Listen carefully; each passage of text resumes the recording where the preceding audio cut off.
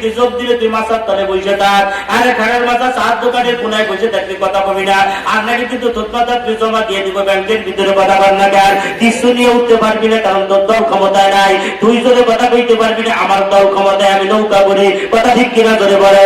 এই বন্ধু হযরত ওমর কয় হুজুর যার দলে যোগ দিলাম, যে আল্লাহকে মহব্বত করলাম, ওই আল্লাহ পাকের ক্ষমতা আছে না নাই? আল্লাহ কয় তোমরা তো আমার বলো কি, আমার আল্লাহর ক্ষমতাই তো সর্বঊর্ধ্বে, কথা ঠিক কিনা ধরে বলে। আল্লাহর ক্ষমতা যদি উপরে হয়, আস্তে আস্তে আবার দিদি আজান চলেন আমার সাথে, আজান হবে জোরে, যেই দলে যোগ দিছি দল ক্ষমতায়, দুর্বল হওয়ার কিছু নাই, কথা ঠিক কিনা ধরে বলে।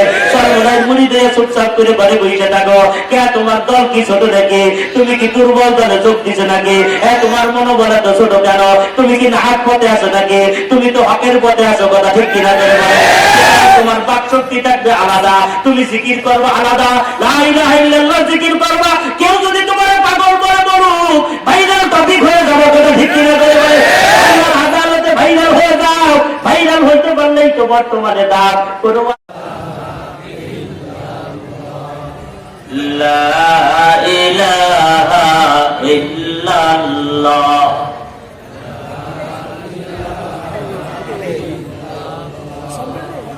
লা ইলাহা ইল্লাল্লাহ,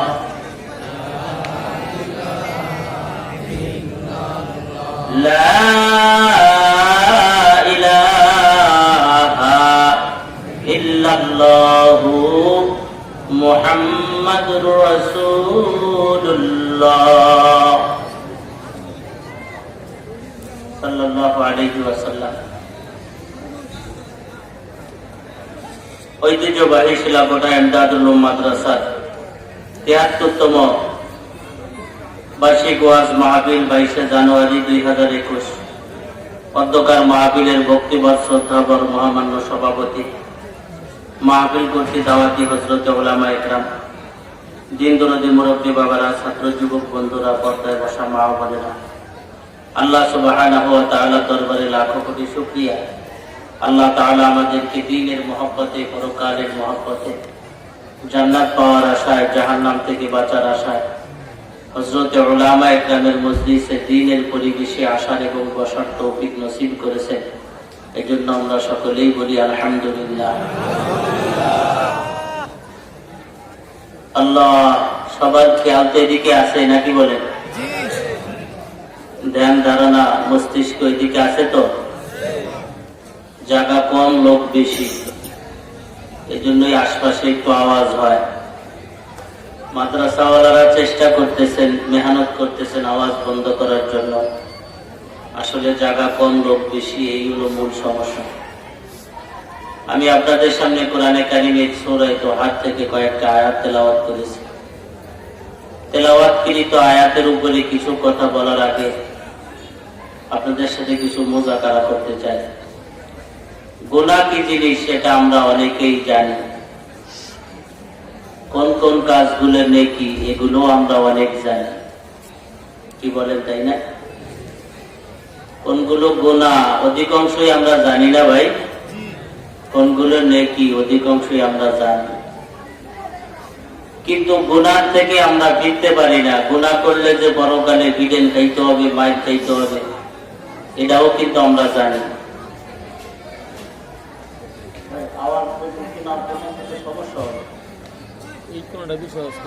আল্লাহ গুনাহ করলে পরকালে যে আমাদের শাস্তি হবে, এই কথা আমরা জানি না? জানি না?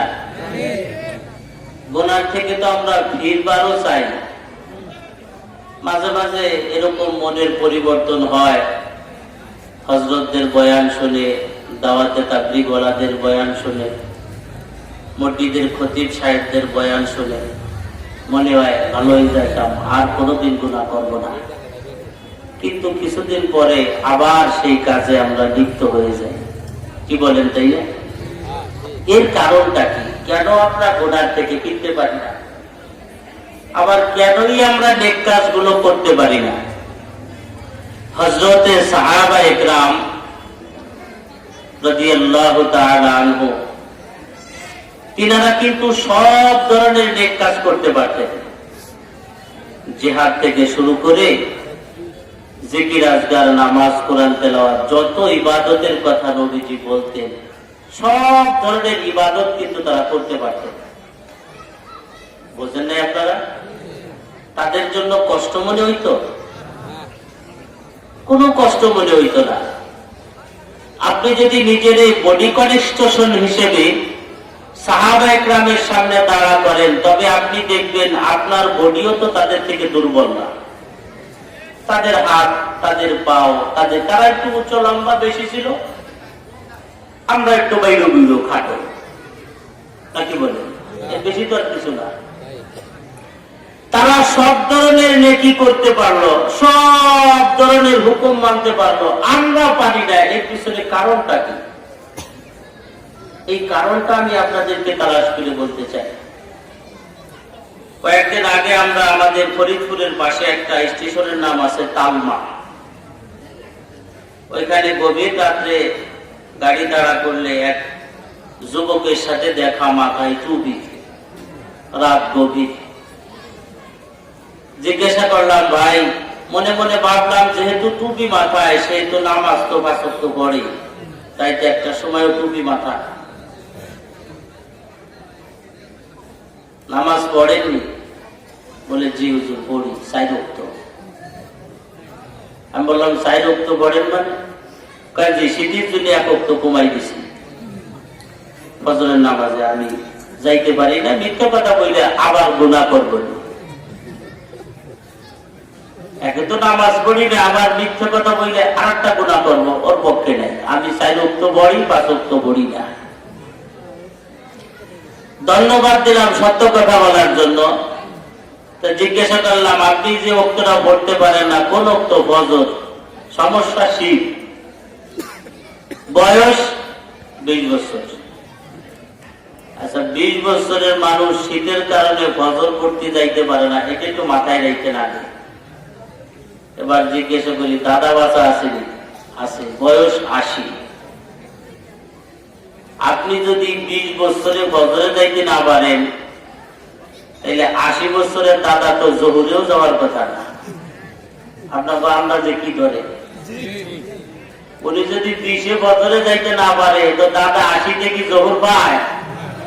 ওটা তো মাফ হয়ে গেছে।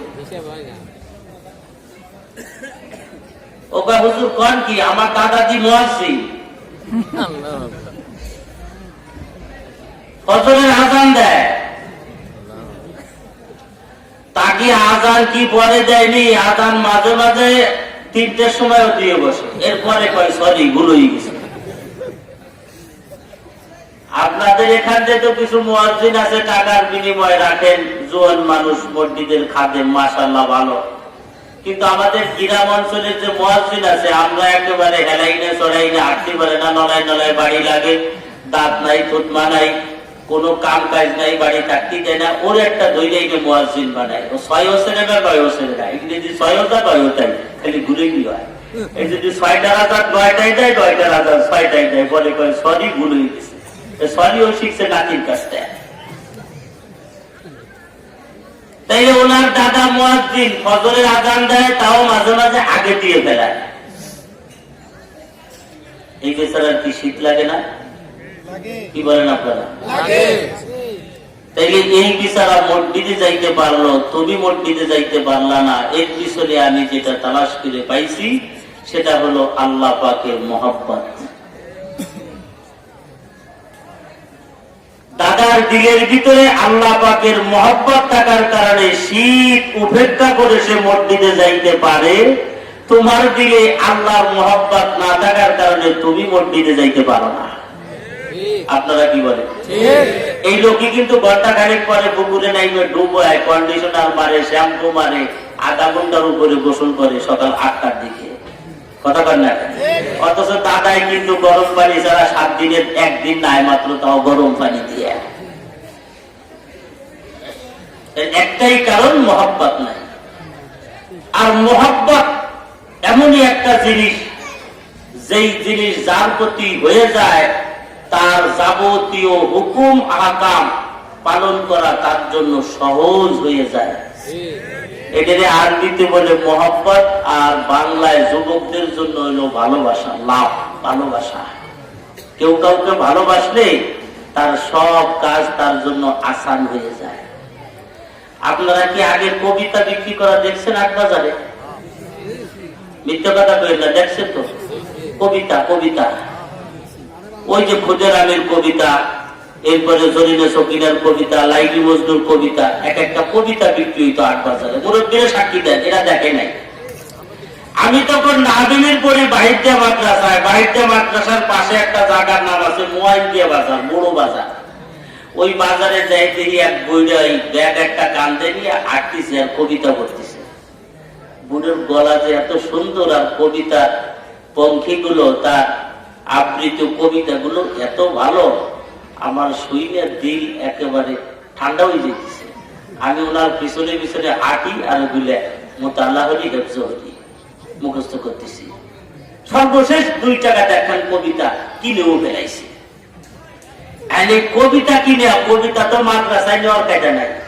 মাদ্রাসায় নিলে তুমি আর বিদেশ দিতে আসছে, কমে মাদ্রাসা বোঝে তাই পাশা চাপড়া দিতে বিদেশ লাগাইতো। ওই মাদ্রাসায় যাওয়ার আগে বট গাছের নিচে গাছের শিকড়ের ভিতর দিয়ে হান্দাই খেয়ে গেছি, তুই এখানে থাক, আমি কালকে আসবানি। পরের দিন ক্লাস শেষ, আসরের নামাজের পরে সেই কবিতা মোতালার জন্য দিয়েছি। কবিতা ভর্তিও বাড়ি ভালো, এখনো ভর্তি বাড়ি কবিতা। সেই যে কবিতার একটা কলি আমি আপনাদেরকে শোনাই। মোহাব্বত, মোহাব্বত হলে মানুষ কত কষ্টকেও মেনে নিতে পারে। একে তো পুরপুরা হাওয়া, শীতে কাঁপে গা, হাঁটতে গেলে শস্যা ফুলে জড়িয়ে ধরে পায়া, যাইয়া দেখে বন্ধু তাহার সইয়াছে তার নিদ্রায়, ওই তার জ্বালা সহানারে যায়। ওই দোকানে কয় না। তখন এই কবিতাটা শুধুমাত্র শুনছি, কিন্তু তার ভাব সম্পর্ক বুঝি নাই। শুধু কণ্ঠ শ্রুতি মধুর বলে ভালো লাগতো, মিলানের জন্য ভালো লাগতো। এখন তার ভাব সম্পর্কটা বুঝি। একজনের সাথে মহব্বত হওয়ার কারণে, তার প্রেমের টানে, তার মহব্বতের কারণে শীতের ভিতরে, কুয়াশার ভিতরে জমিরাই দিয়া হাইটে হাইটে ভিজে ভিজে তার সাথে দেখা করার জন্য যায়। বন্ধুরে আমার, আল্লাহ পাকের মহব্বত যেই দিলের ভিতরে পয়দা হয় না, ওই দিলটা আল্লাহর হুকুম মাইনে নিতে পারে না, আল্লাহর কাজগুলো পরিপূর্ণ আদায় করতে পারে না। যেই দিলে আল্লাহ পাকের মহব্বত তৈরি হয়ে যায়, ওই দিলটা আল্লাহ পাকের যাবতীয় বিধান মেনে নিতে পারে, তার জন্য কোনো প্রকারের কোনো কষ্ট হয় না। বিশ্বাস যদি না হয়, আপনি দেখবেন যে এই লোকটারে বারবার নামাজের দাওয়াত দেওয়ার পরেও 5 ওয়াক্ত কন্টিনিউ মসজিদে যাইতো না। ওই লোকটারে আপনি একবার 3 দিনের জন্য আল্লাহর মহব্বত তৈরির কারখানা সরমুনাই দিয়ে দেন। ফাল্গুনে আর অগ্রহায়ণে 3 দিনের জন্য সরমুনার ময়দানে অপারেশনে লাগায় দেন। উজানের ময়দানে দান, মধুপুরে দান, তাবলীগের মেহনতে 3 দিনের জন্য লাগায় দেন। 3 দিন ঘুরে এসে তারপরে এলাকার ভিতরে আর তারে নামাজের দাওয়াত দেওয়া লাগবে না। আল্লাহর রহমতে 5 ওয়াক্তের নামাজ আদর্শ বানাইয়া ফেলাইবি। কথা ঠিক কি না করে বলেন? হে যুবক, হে ইয়ং, হে দোস্ত, হে স্টুডেন্ট, তুমি আর আমি 5 ওয়াক্ত নামাজ পড়তে পারি না। 5 ওয়াক্ত নামাজ পড়া তোমার আর আমার জন্য কষ্ট হয়, 5টা ওয়াক্ত আদায় করতে পারি না। অথচ তোমার আর আমার মতো একজন যুবক আজকে এক সিল্লা দিয়ে ঘুরে আসার পরে, চরমোনার থেকে ঘুরে আসার পরে 5 ওয়াক্তের নামাজের টান দিয়ে সে 8 ওয়াক্ত বানাইয়া বেড়াইছি। মাগরিবের নামাজের পরে 2 রাকাত করে 6 রাকাত ওয়াজিবের নামাজ না পড়ে ওঠে না। ব্যবসা বাণিজ্য, খ্যাতকামারি, রাজনীতি, কোন ওয়াজ মাহফিলে যদি বলে নবলের নিয়ত করবেন না, অমনেই দেখবেন সরমুনাই আলাদা গায়ের ভিতরে জ্বালা ধরিয়া যায়। বলতে দেরি আছে, তাদের গায়ের ভিতরে আঘাত লাগে। আরে কেন এই নফল নামাজটা আমি ছেড়ে দেবো? এটা যে বহু ফজিলত, এটা যে আমার পীরের নির্দেশ, তার সবকের ভিতরে আছে, আমাকে আদায় করতেই হবে। ফজরের নামাজের পরে সূর্য উঠার আগ পর্যন্ত অপেক্ষা করি। করিয়া আবার ইশরাকের নামাজ পড়বে, আবার ফজরের নামাজ চলে গেল, মাগরিবের নামাজ চলে গেল, সব মানুষ ঘুমাই থাকবে রাত্রের বেলায় যখন ওয়াল্লাযীনা ইয়াবিতুনা লিরাব্বিহিম সুজদান ওয়া কিয়ামা, সব মানুষ ঘুমের ঘরে নীরব হয়ে যাবে যখন আল্লাহর আশিক আর পাগলরা নামাজের সিজদায় দিবে তখন প্রেম হয় রাত্রের বেলা, ভালোবাসার মহব্বতের কথা হয় রাত্রের বেলা। আল্লাহ পাকের মহব্বতের পাগলরা ওই টাইমগুলো মেনটেন করিয়া আল্লাহর পয়গম্বরের কঠিন সুন্নাত তাহাজ্জুদের নামাজের জন্য শেষ রাত্রে যাইয়া দাঁড়াইয়া যায়। সুতরাং তুমি আর আমি পাঁচ ওয়াক্ত পারি না, অথচ তোমার আর আমার মুরব্বী যারা বয়স্ক মানুষ তারা আট ওয়াক্ত পড়ে, কোনো অসুবিধা হয় না। কথা ঠিক কিনা? অনেকেই তো আট ওয়াক্তের বেশিও পড়ে, ওযু করলে তাহিয়াতুল ওযু নামাজ পড়ে। কথা বলেন না কেন? মসজিদে ঢুকলে পরে দুখুলুল মসজিদ নামাজ পড়ে। তাইলে যেখানে আট ওয়াক্ত জায়গা 10 ওয়াক্ত হয়ে গেল, তুমি আর আমি পাঁচ ওয়াক্ত পারি না। তাইলে সাহাবায়ে কেরামের যেই বডি ছিল আমাদেরও সেই বডি, তাদের যেই কনেকশন 2 হাত 2 পা 2 চোখ 2 কান 2 নাক, আর তাদেরও 24 ঘন্টা আমাদেরও 24 ঘন্টা, তাদেরও যেই কোরআন আমাদেরও সেই কোরআন। বলে তারা পারে আমরা পারি না কেন? সাহাবায়ে কেরামের দিনের ভিতরে আল্লাহর মহব্বত থাকার কারণে আল্লাহর বিধান মেনে নেওয়া তাদের জন্য এত সহজ হয়ে গেছে। আল্লাহর হুকুমের সামনে নিজের সন্তান পর্যন্ত যুদ্ধের ময়দানে দিতে আপত্তি হয় নাই। আল্লাহর হুকুমের সামনে নিজের প্রাণের প্রিয়তমা স্ত্রীকে তালাক দিয়ে আরেকজন মুহাজির আনসার আরেকজনকে সুযোগ করে বিবাহের জন্য দিয়েছে। কথা ঠিক কিনা বলে বলে? একজন আরেকজনের প্রেমিকারে যদি বিয়ে করি আর যদি খবর পায় অমুকের বউ অমুক দিছে, অন্য সাইডে স্কুল দিয়ে 3 মাথার মনে দাঁড়াইয়া জামাইরে কুবাইয়া ভালা ভালা করে ফেলবে।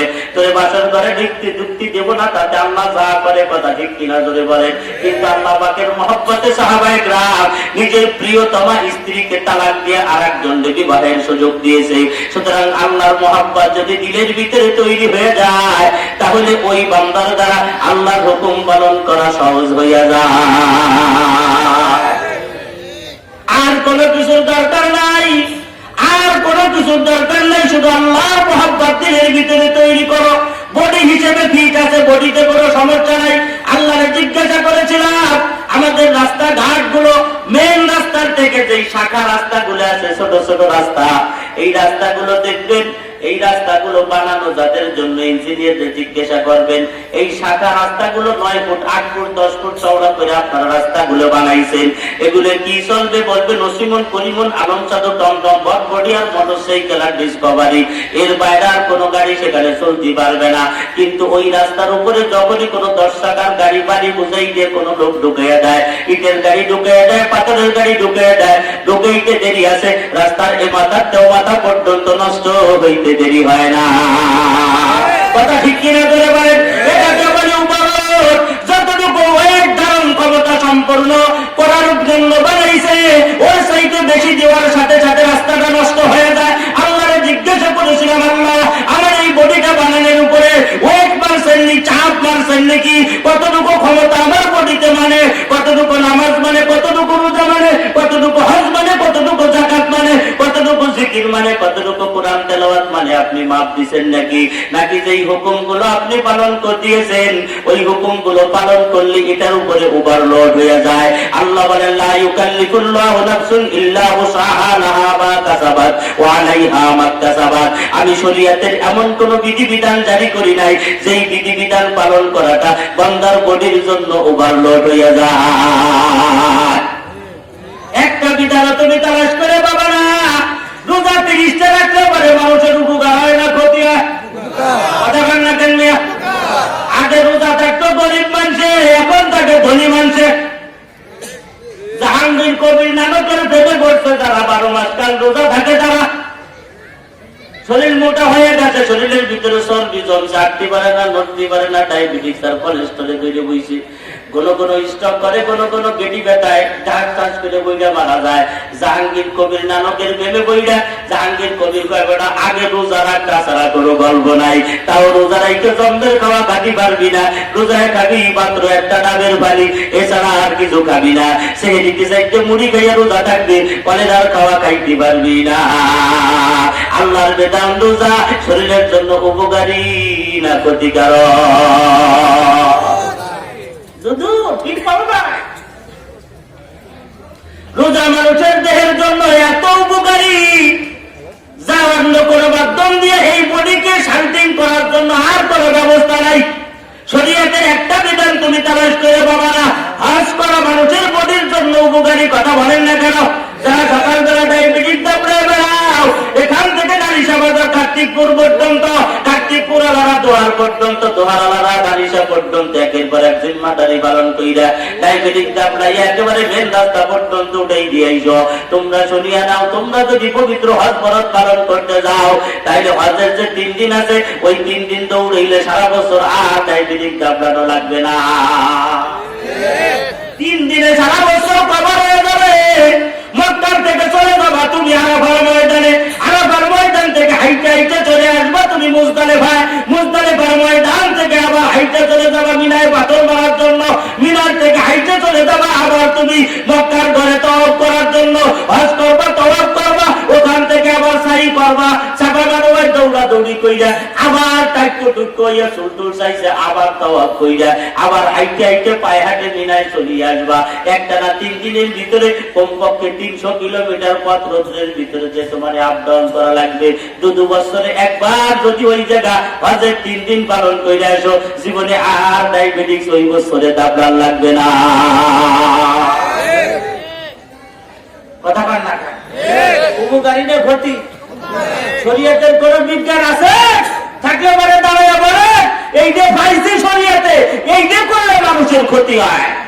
দুধু সামান্য একটু করোনা সাইজে কি তা জানে?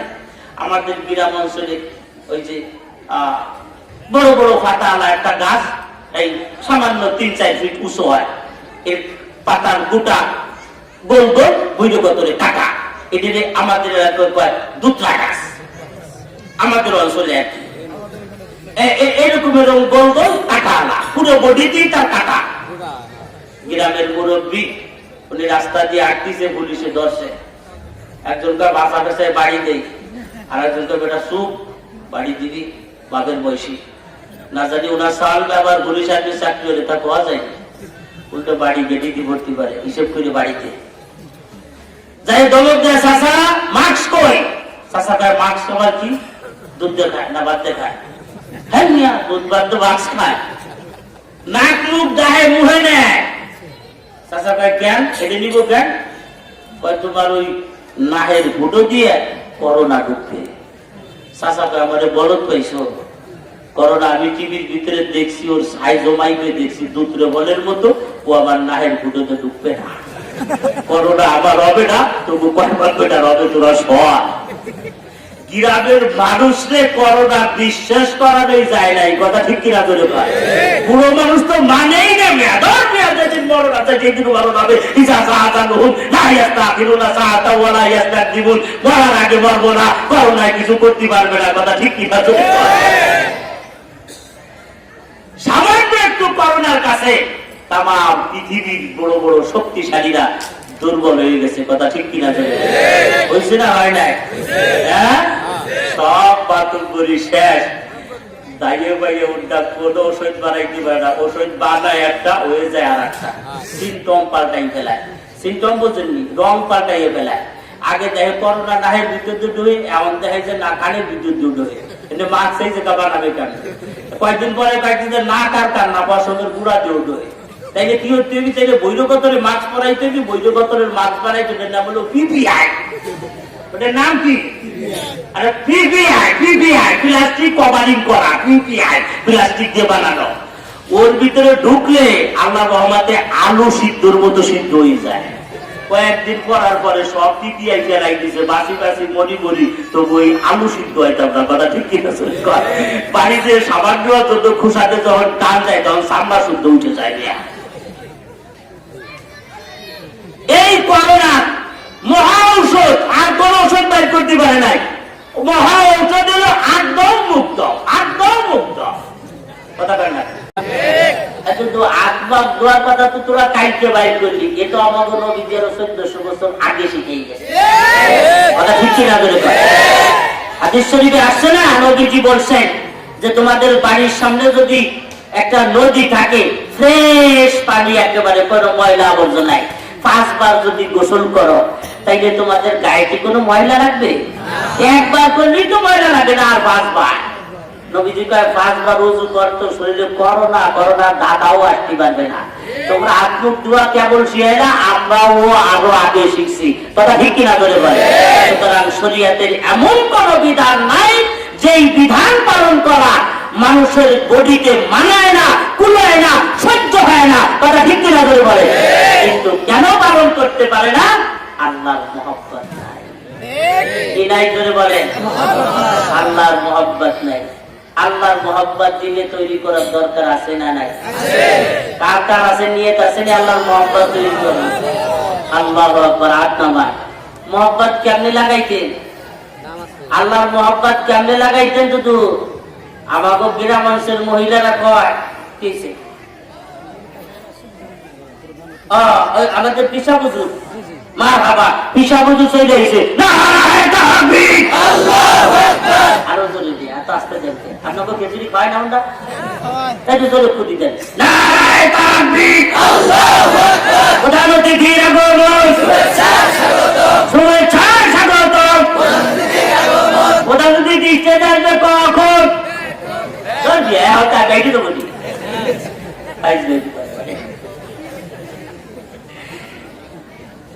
আমি ছাড়বো যখন, তারপরে কথা ঠিক কিনা ধরে কয়। আমি আজকে 3 ঘন্টা নিয়ে ফিরেছি। আমি বলছি 9, 10, 11 এর আগে আমাদের দড়ি বাইন্দা টাইম নামাতে পারবে না, কারণ এবার ভরদারি বাড়ে এই প্রথম যে কয়টা রাখছিলাম সব খেয়ে গেছে। বড়রা 7 দিন ব্যাপী বড় মাহফিলিতে শুরু করে দেয়, আর জয়পাড়া দোয়ার বাজারে মাহফিলিতে শুরু করে দেয়। নারিশা, মুন্সিগঞ্জ, বিক্রমপুর, এক বালাসুর একটা মাহফিল নাই, সব খাই দিচ্ছি করোনা। এখন আইসে দায়িত্ব দোষে মাহফিল যাবে না, মাহফিল কমতে দিব। আমরা তো রোজা রাখ পর্যন্ত ঠান্ডায় ফিরে দিছি, বাদ খারাপ দিলে ওই দিক দিয়ে ফিরে দিচ্ছে, যাবো না ওই দিক। আজকে আইসে আর আসতেও পারি, নাও পারি। সুতরাং সময় তো বেশি হইলে অসুবিধা নাই তো, ইনশাআল্লাহ রাজি আছেন তো? আল্লাহর সাথে মহব্বত লাগাইতেনি। এই যুবকরা আসেনি? হ্যাঁ, 25-এর নিচে বয়স যাবো, হাতুসে করেন। হ্যাঁ, আমি ওয়াজের ভাবটা লাগে দিয়ে নই, বুড়ো বেশি না জুয়ান বেশি, তাই ওই দিকে ওয়াজ দেবো আর কি। 8 নাম্বার, যুবকরা আপনারা একটু দূরে চলে গেছেন, আমার কাছে কাছে ভালো হইতো। আসেন না কাছাকাছি, তাই আজকে এই দিক দিয়েই মারবো ইনশাআল্লাহ। বুড়োরা বাদ, রাজি আছেন তো? আল্লাহ কবুল করুক, আমিন কর। এই আমাদের গ্রাম অঞ্চলের মেয়েরা একজন আর একজনের সাথে মহব্বত করে, এক কুলে ধান এক কুলে খই, তুই আমার সই।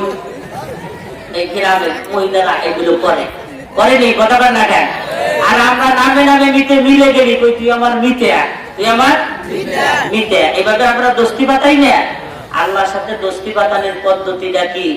আল্লাহ পাক নিজে কোরআনে কারিমের ভিতরে সেই পদ্ধতি আমাদেরকে জানাইছেন। আল্লাহ বলেন, ইন্নাল্লাযীনা ক্বালু রাব্বুনাল্লাহ, ইন্নাল্লাযীনা ক্বালু রাব্বুনাল্লাহ। তোরা শুধু একবার বলবি আমার রব হলো আল্লাহ। রব কে? আল্লাহ। আল্লাহ বলেন একবার শুধু বলবি আমার রব আল্লাহ। একটা বার বলতে দেরি আছে, একটা বার। যে যেখানেই থাকো না কেন, আলেম হওয়ার পাবলিক হও, শিক্ষিত হওয়ার অশিক্ষিত হও, শ্রমজীবী হওয়ার কর্মজীবী হও, একবার শুধু বলবা আমার রব আল্লাহ। একবার বলতে দেরি আছে। নাহনু আউলিয়াউকুম ফিল হায়াতিদ দুনিয়া, আমি আল্লাহ তোমার দুনিয়ার জিন্দেগিতে বন্ধু বানায় নেব। আল্লাহ যদি কারো বন্ধু হয়ে যায়, আল্লাহ যদি কারো দোস্ত হয়ে যায়, সুবিধা না অসুবিধা, টাকার অভাব থাকতো নি, সম্মানের অভাব থাকতো নি, সম্পদের অভাব থাকতো নি। দুনিয়ায় স্বাভাবিক মানুষ যদি বন্ধু হয়ে যায়, খুশিতে আত্মহারা হয়ে যায়। আর ফেসবুকের ভিতরে ছবি উঠে বকাস মানে, আরে মন্ত্রী আমার বন্ধু, এমপি আমার বন্ধু, উপজেলা চেয়ারম্যান আমার বন্ধু, আর আমার ভাই চেয়ারম্যান আমার বন্ধু। এইভাবে করে করে তোমরা নিজেদের আত্মগৌরব মনে করো। আল্লাহ পাক বলেন, যুবক নাহনু আউলিয়াউকুম ফিল হায়াতিদ দুনিয়া, আমি দুনিয়ার জিন্দেগিতে তোর বন্ধু হয়ে যাব। ওয়া ফিল আখিরাহ, আখিরাতের জিন্দেগিতে তোর বন্ধু হয়ে যাব। শুধু দুনিয়ায় বন্ধু হব না, এই দুনিয়ায় তুমি যারা বন্ধু মনে করো, সে তোমার স্বয়ং সম্পূর্ণ বন্ধু হওয়ার যোগ্যতা রাখে না, কারণ তোমার যা চাহিদা এই চাহিদা পূরণ করার মতো ক্ষমতা তার নাই। কথা বলেন না কেন? তুমি চাইবা 10 টাকা, তোমারে দিবে 5 টাকা, তুমি যা চাইবা পরিপূর্ণ দিতে পারবে না।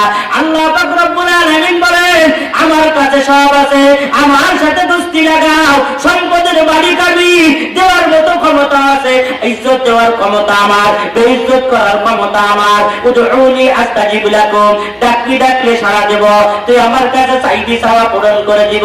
মনে রাখবি পৃথিবীর মানুষেরা, তেমন পৃথিবীর সব মানুষের সব চাহিদা যদি আল্লাহ পূরণ করে দেয়, আল্লাহ পাকের খাজানার থেকে সুইজের মাথা পরিমাণ সম্পদও কমে যাবে না।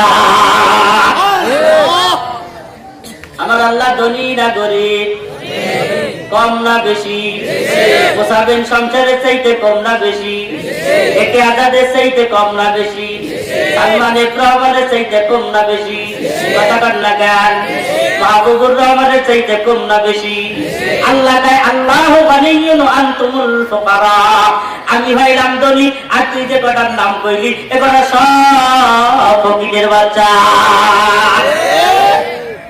আল্লাহ ধনী, আরে শুধু ধনী না, ধনী হইলে তার পাশে দৌড়েই বেড়াও, যুবকরা তো বেশি তার পাশে দৌড়াও কেন? হুজুর আমাকে মাল বানি দেয়, সব ধনীরা কিন্তু দেয় না। কিছু ধনী আছে পিছের বাইন্দে রেখে বলে, মাটিতে সাইডে দিয়ে বলে। আমাদের দেশে কিছু ধনী আছে পিছের বাইন্দে রেখে বলে, সুইটে না যায়, কিপ্টের বকিলের বকিল, মাদ্রাসা মসজিদে 10 টাকা দেবে না, এতিম মিসকিন গরিবদেরকে 10 টাকা দেবে না। কথা বলেন না কেন? নিজের ফ্যামিলিগত আত্মীয় স্বজনের ভিতরে দরিদ্র থাকলেও তাদের সাহায্য সহযোগিতা করবে না। চেষ্টা কারণের মতো গিফটা হাতের বাসাদের জীবনে কোনোদিন পানিও পড়ে না।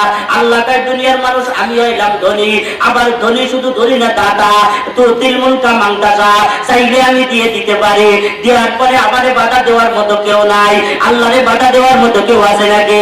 সেটা কোথার একজনে যদি 1 কোটি টাকার মালিক আল্লাহ বানায় দেয়, আল্লাহরে পিছন থেকে বাধা দেওয়ার মতো কেউ আছে নাকি? আল্লাহ কার বাধা দেওয়ার কাম আগেই সাইডে দিছি। ও আল্লাহ কেমনে চাচ্ছেন? ভাই আমি ইয়ালিদ ওয়া লাম ইউলাদ, জন্ম দিলে বাধা দেয়, জন্ম নিলে বাধা হয়, জন্ম দিলে বাধা দেয়। সন্তানের কাছে বাপ মা দুর্বল, কথা বলেন না কেন? যতই মাতব্বরি করো সন্তানের কাছে দুর্বল। সব জায়গায় মাতব্বরি করা যায়, সন্তানের কাছে মাতব্বরি করা যায় না। সন্তান যদি গলাতে আব্বা কইয়া বসে, অমনি সব ঠান্ডা হয়ে যায়। কথা বলেন না কেন? আল্লাহ কাই দুর্বলতা থেকে আমি পবিত্র, আর কারো কাছ থেকে জন্ম নেই নাই। জন্ম যদি নিতাম, আব্বা মা যদি থাকতো, তাইলে তার কাছে আমি দুর্বল থাকতাম। আমার আমি এমপি এর মন্ত্রী হই, আমার আব্বার সামনে আমি কিছুই না। এই জন্য আমি ওই জায়গার দুর্বলতাও দূর করে দিছি। আমি কাউকে জন্ম নেই নাই, আমি কাউকে জন্ম দেই নাই, আমি কারো থেকে জন্ম নেই নাই, সুতরাং আমার বাধা দেওয়ার মতো কেউ নাই। তো তিলমুলকা মাংতাসা, আমি তারে চাই তাম পৃথিবী দিয়ে দিলেও আমার বাধা দেওয়ার মতো কেউ নাই। সুতরাং বন্ধুত্ব যদি করতে হয় আল্লাহর সাথে করো, আর কারো সাথে না। বন্ধুত্ব যদি করতে হয় আল্লাহর সাথে করো, আর কারো সাথে দরকার নাই। আল্লাহ পাক রব্বুল আলামিনের বন্ধু হয়ে যাও, আল্লাহ পাকের বন্ধু বানায় নাও। কত ইজ্জু মান তাশা, সম্মানের চেয়ারে তোমারে বসাই দিবে। কত জিল্লু মান তাশা, বেইজ্জতির চেয়ার থেকে তোমারে বিরানের ক্ষমতা তার আছে। কথা বলেন না কেন? মাঠবাড়ি যদি করো, খেলা যদি জমাইতে চাও, মাঠের এই খেলতে চাও, তাইলে কিন্তু ধরা খেয়ে যাবা, তাইলে কিন্তু বেহাকাতার গোষ্ঠীরে তোমারে খেলা ফাইনাল করে দিবে। কথা বলেন না কেন? ঝাড়ু মিছিল হবে, জুতা মিছিল হবে, মাঠে নামাইয়া তোমার ল্যাংটা করিয়া জানিয়া দিবে, কুকুরের মতো ছবি তোমার বানায় বেড়াই দিবে। কত জিল্লু মান তাশা, বেইজ্জতি করতেও কিন্তু সময় লাগে না। বেইজ্জতি করতে সময় লাগে নাকি? ইজ্জত দিতে সময় লাগে নাকি? না না, লাগে না। আল্লাহ তাই সুতরাং দোস্তি যদি করতে হয় আমার সাথে দোস্তি করো, ডাইনি ভাই যে কোনো লাভ নাই। কেমনে দোস্তি করবো? ইন্নাল্লাযীনা ক্বালু রাব্বুনাল্লাহ, আমার রব বলে স্বীকার করো, আর জবান দিয়ে এই কথাটা বলে ফেলো, লা ইলাহা ইল্লাল্লাহ, লা ইলাহা ইল্লাল্লাহ। যে যার মহব্বতে পড়ে সে তার গান বানাইয়ে গুনগুন করে গাইতে থাকে, যে যারে ভালোবাসে সে তার গান গাইয়ে গুনগুন করে গায়। আল্লাহ পাক রব্বুল আলামিন বলেন, আল্লাযীনা ইয়াযকুরুনাল্লাহা কিয়ামান ওয়া কুউদান ওয়া আলা জুনুবিহিম ওয়া ইয়াতাফাক্কারুনা ফি খালকিস সামাওয়াতি ওয়াল আরদ। আল্লাহ পাক কয় শোনো, আমারে মহব্বত করবে যারা, তাদের জবানের উপরেও আমার গান জারি থাকবে। হাঁটতে উঠতে চলতে বসতে সব সময় আমার গান তাদের জবানের উপরে থাকবে। কথা ঠিক কিনা ধরে বলে? কে কি বললো দিকে দেখার সময় নাই, কে পাগল বললো, কে ছাগল বললো দেখার সময় নাই, কারো কোনো কথা নাই, তার জবানে সব সময় থাকবে লা ইলাহা ইল্লাল্লাহ। আস্তে বলবা কেন? আস্তে বলার কারণ কি? খলিফাতুল মুসলিমিন হযরত ওমর রাদিয়াল্লাহু তাআলা আনহু তরবারি দাঁড়াইতেছে আর হাতের সাইড কোনায় বসা লাগাইয়া চেক করে কি পরিমাণ দার হইল তরবারিটা। একটা টোকা দিলে মুহাম্মাদের গলাটা উপর হইতে মাথাটা আলাদা হইতে সময় কি পরিমাণ লাগবে? টোকা দিয়ে দেখে না, সময় লাগবে না, সেকেন্ড লাগবে মাত্র 3টা। শুধু কল্লায় বাজায় দেব, মাথাটা আলাদা হয়ে যাবে। একটা পোজ দিতে 3টা সেকেন্ড সময় লাগবে। 3 সেকেন্ড সময়ের বিনিময়ে 100 উট পাইব, যা বিক্রি করলে বর্তমান আমলে কয়েক মিলিয়ন টাকা হইবে। একটা উটের দাম বহু টাকা ভাই। আমাদের দেশের কিছু মানুষ গিরিগিরি জিতানের জন্য মানুষ তারে বড় হুজুর, বড় বীর, বড় হুটকা মাজার, বড় ভুটিবাজ বলতে পারে। এই জন্য বিদেশ থেকে ন্যাংরা টানা গোড়া উট গুলো ভাড়া কইরা গাবতলির হাট থেকে কিনে কিনে তার উপরে জমা করে রাখতে কথা কর না গান। আর মুরিদরা কয় শুনছনি আমার আব্বার খবর, উট ও আব্বার বাড়ি যাওয়া দিছে বলে উঠকে যায় দেখতে আব্বার বাড়ির বাড়িতে কুত্তো ঘুরে বেড়ায়, আবার মাঝে মাঝে শুভর দেহিতে ঘুরে বেড়ায় পয়লা আবর্জনা খাওয়ার জন্য কথা কর না গান। আল্লাহ রহমতে আমাদের সরমুরাই মধুগুণ আর আমাদের আব্দুল গফফার ঢালকা নগরে উঠো যায় না, গরুও যায় না, ছাগলও যায় না, কুকুরও যায় না, ও দুধু শুয়োরও এলাকার ভিতরে কোনোদিন যায় না। যায় নাকি? যায় না। আল্লাহু আকবার। এবার আসেন তাহলে উট 100 উট পাইবে। একটা উট 3 লাখ 3.5 লাখ টাকা দাম। তো দ্বিতীয়বার আমি দেখছি 8 লাখ 9 লাখ টাকা দাম চায়, তাও নলাই বাড়ি লাগে আটটি পারে না, ডক নাই, ভদ নাই, দেখলিবারে পছন্দ হয় না। 8 লাখ 9 লাখ টাকা দাম চায় বলে আমাকে বাংলাদেশের বস্ত্র বিক্রি হইলো 30 লাখ টাকা, আর রাজা বাবু বিক্রি হইলো 26 লাখ, আর কালা সুলতান বিক্রি হইলো 24 লাখ। তাইলে তো বড় উটটা কত বিক্রি হবে? ওরা কি আমাকে বড় উঠতে 1.5 কোটি 2 কোটি টাকা বিক্রি হয়। খলিফাতুল মুসলিমিন হযরত ওমর ভাই 1 কোটি টাকা মূল্যের একটা উট যদি হয়, 100 উটের বিনিময়ে 100 কোটি টাকা, 1 মিলিয়ন টাকা আমি পেয়ে যাব। তরবারিটারে ঢক করে দাঁড়াই, সাইজ করে দাঁড়ায় নিয়ে গেছে আল্লাহর পয়গম্বরের গলাটা 3 সেকেন্ডের ভিতরে 100 কোটি টাকার মালিক হয়ে যাবে, 1 মিলিয়ন টাকার মালিক হয়ে যাবে হযরত ওমর। আল্লাহ পাক রব্বুল আলামিন দিলের মালিক হযরত ওমরের দিলটারে টান দিয়া আল্লাহর পয়গম্বরের রূপায়ের নিচে হযরত ওমরের মাথাটা ফেলাইয়া দিয়েছে। মুহূর্তের ভিতরে আল্লাহর পয়গম্বরের প্রেমে পড়ে গেছে, আল্লাহর প্রেমে পড়ে গেছে। জবানের ভিতরে বলে ফেলেছে লা ইলাহা ইল্লাল্লাহ। বলতে দেরি আছে। খলিফাতুল মুসলিমিন হযরত ওমর হুজুর বাইরেন বাড়ি থেকে আল্লাহর পয়গম্বর কই যাইতাম? কয়টা খানায় কাবায় যাইতাম। বলে খানায় কাবায় যে কি করতাম? জোরে জোরে আযান দেব, আল্লাহর নামে জিকির করব। আল্লাহর পয়গম্বর আমার কেমন ক্যান্ডিডেট? আমরা 40 জন 39 জন ছিলাম, এখন তুমি এই 40 জন বানাইলা। তামাম মক্কার মানুষ আলাদা আর আমরা 40 জন মানুষ আলাদা। 40 জনে তো কিছুই পারতাম না, ওদের সাথে ভাগ্যবে কেমনে যাইতাম সাহস পাই না। হযরত ওমর ডাক দেখায় যেই দলের ভিতরে যোগদান করলাম, দল কি ক্ষমতা সম্পন্ন না দুর্বল? এখন কি বিএনপিতে যোগ দিছি না জামাতে যোগ দিছি না জাতীয় পার্টিতে যোগ দিছি? দিছি তো নৌকায় যোগ। নৌকায় যদি যোগ দিয়ে থাকি তো ভয় পাওয়ার কথা না। এমন কুবি মারবো এক গাইতে আমার নৌকা 40 হাত দূরে চলে যাবে। কথা ঠিক কিনা ধরে পার। আর বিএনপিতে যোগ দিলে তুই মাথার তলে বসে থাক, আরে ঘাড়ের মাথা 7 দোকানের কোনায় বসে থাকবি, কথা কবি না। আর নাকি কিন্তু তোতমাতা জমা দিয়ে দিব ব্যাংকের ভিতরে, কথা বল না কেন? কিছু নিয়ে উঠতে পারবি না, কারণ তোর দল ক্ষমতায় নাই। তুই যদি কথা কইতে পারবি না, আমার দল ক্ষমতায়, আমি নৌকা করি। কথা ঠিক কিনা ধরে বলে।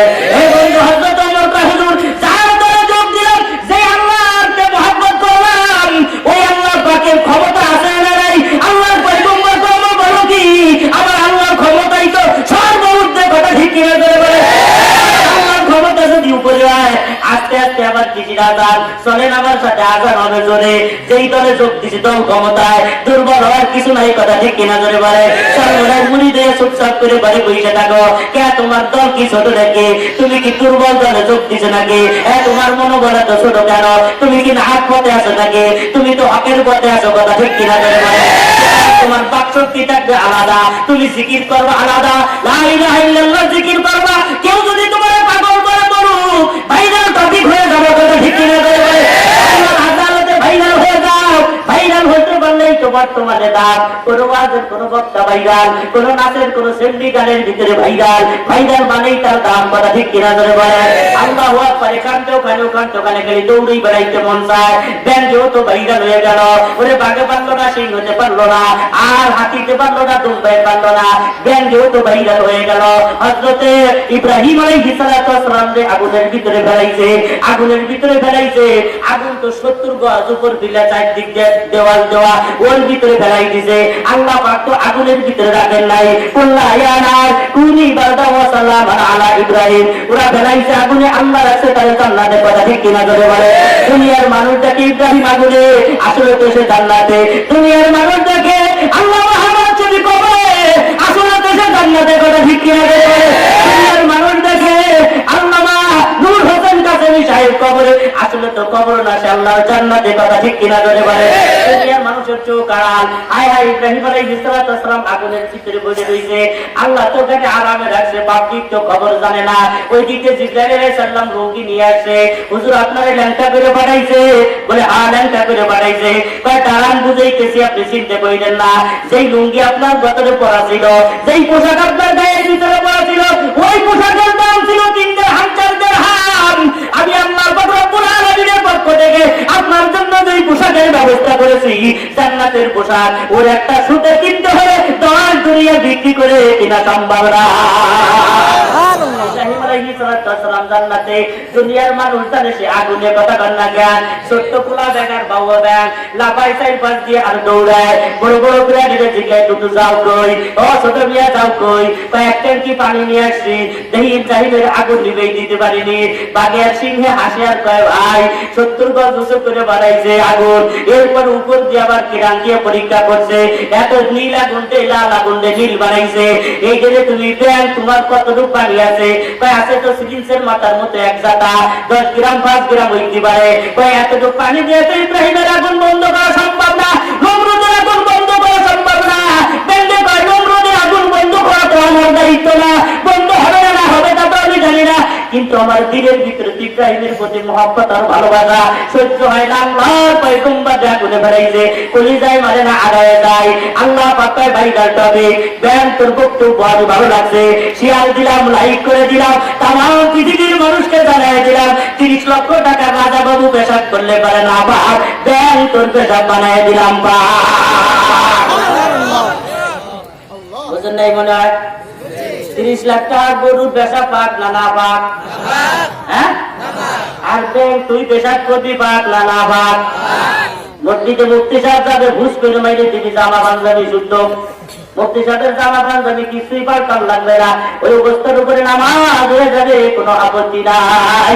তোর পেশাব আমি পাক বানাই দিলাম, ভাইরাল টপিক করে বানাই দিলাম। সুতরাং তোমরা আল্লাহর দলে যোগ দিয়ে যারা ইন্নাল্লাযীনা ক্বালু রাব্বুনাল্লাহ, আজকে থেকে যারা ইসলামের দলে আল্লাহর দলে যোগ দিলা, তাদের তো আর চুপ করে থাকার কথা না। আল্লাহ তোমার জিকির করতে বলে, ইয়াযকুরুনাল্লাহা কিয়ামান ওয়া কুউদান ওয়া আলা জুনুবিহিম, আল্লাহ পাকের নামের জিকির, হাঁটতে চলতে উঠতে বসতে, ভ্যান চালাও, রিকশা চালাও, অটো চালাও, মাহেন্দ্র চালাও, সব সময় যেন জবানের উপরে জিকির চালু থাকে, লা ইলাহা ইল্লাল্লাহ, লা ইলাহা ইল্লাল্লাহ, লা জিকির আস্তে না জোরে, আস্তে না জোরে, যদি করে আস্তে জিকির করো কেন, বলে তোমার বাপের কি আসে যায়, আস্তে আল্লাহ শুনে কাটে, জোরে আল্লাহ শুনে না কাটে, জোরে করিস কেন, বলে আমার মৌল সাহেব জোরে করি, তোর মারা কি করা ঠিক কিনা জোরে কয়। কেউ কি বললো, পাগল বললো, ছাগল বললো, দেখার দরকার নাই, তুমি আল্লাহ নামে জিকির করিয়া যাও। জিকিরের ফজিলত আর বরকত এখন আর বলার মতো সময় নাই। এবার আসেন, তাই আমরা সবাই আল্লাহ পাকের মহব্বতের ভিতরে আজকে দাখিল হয়ে গেলাম, আল্লাহর সাথে বন্ধুত্ব করে ফেললাম। এবার আসেন, আল্লাহর সাথে যখন আমরা বন্ধুত্ব করব, আল্লাহ আমাদেরকে আপন বানাইবেন, আল্লাহ আমাদেরকে জান্নাত দিবেন। আল্লাহ কি আমাদেরকে পরীক্ষা একটু নিতে পারেন না পারেন না? পরীক্ষা ছাড়া কোনো পাস আছে? সরকার দিতে চাইছিল অটো পাস, ঘরে বসে শোয়াই শোয়াই পাস করাইতে চাইছিল, কথা বল না কেন?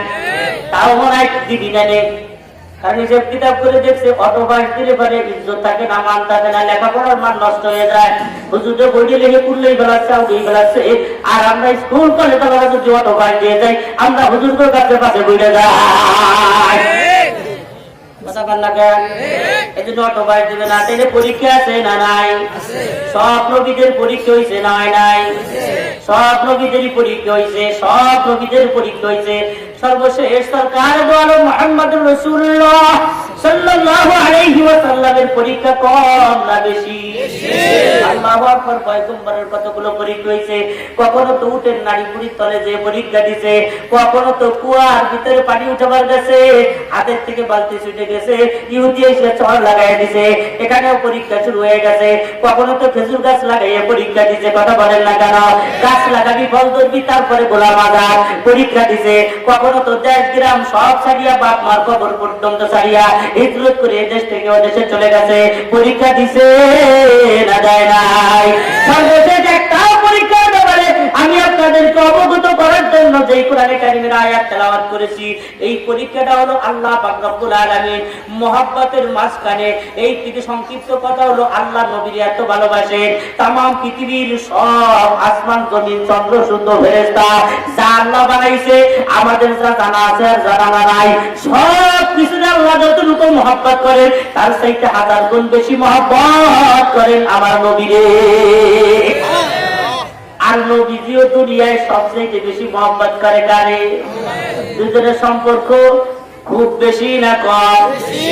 বেশি না কম? আপনি কেমনে বুঝতেন? সম্পর্কের মাধ্যমে মানুষের সম্মান অসম্মানের কোন প্রশ্ন থাকে না, কথা বল না কেন? আমি যত বড় বক্তাই হই, আমার বন্ধু মহলের কাছে আমি কি? আমার বন্ধু মহলের কাছে আমি কিছুই না। আমার নাম ধরে ডাক দিলেও কিছু আসে যায় না, আমার কান ধরে মোচন দিলেও কিছু আসে যায় না, কথা বল না কেন? সে আমার বন্ধু।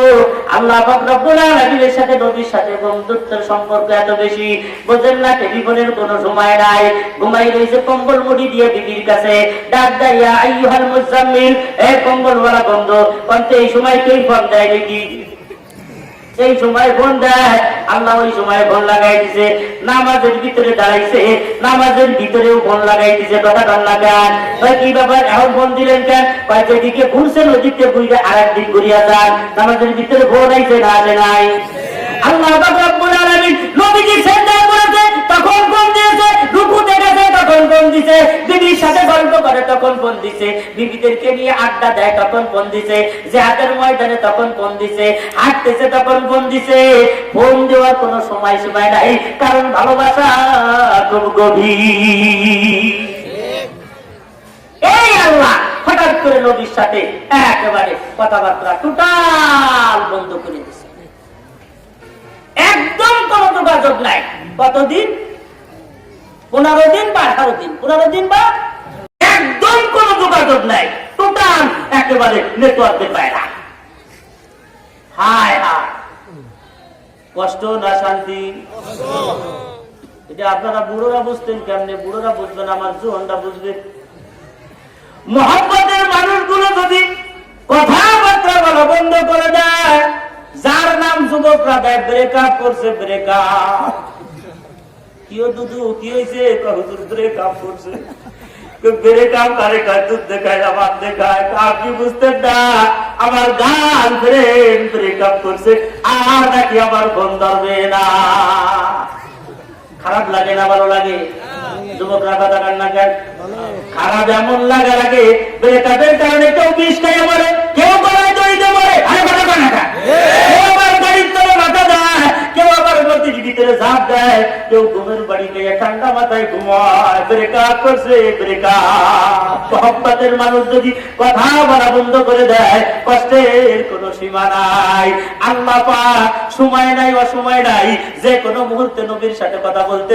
আজকে 18 দিন পর্যন্ত কোনো কথা বলেন না, 15 দিন পর্যন্ত কোনো কথা বলেন না। জিবরাইলে এই মতেও পাওয়া যায় না, মেসেঞ্জারেও পাওয়া যায় না, উনিও নাই, আল্লাহও নাই, উনিও নাই।